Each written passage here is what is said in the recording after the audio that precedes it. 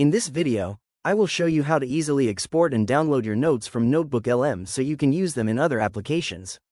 I'll start here on my homepage and scroll down through my recent projects to find the notebook I want to access. I'm going to click into this specific notebook. When the notebook opens, you can see my research sources listed on the left and my saved notes in the studio area on the right. I'll locate the specific note I want to download, then I'll click the three dots for the More Options menu and choose Export to Docs. This action automatically creates a linked Google document in a new tab with all of my notes content perfectly transferred over. Once the document finishes loading, I can scroll through and see that all my headers and bullet points have stayed intact. Now, to save this copy directly to my computer, I'll head up to the File menu, hover over the Download section, and select the PDF document option.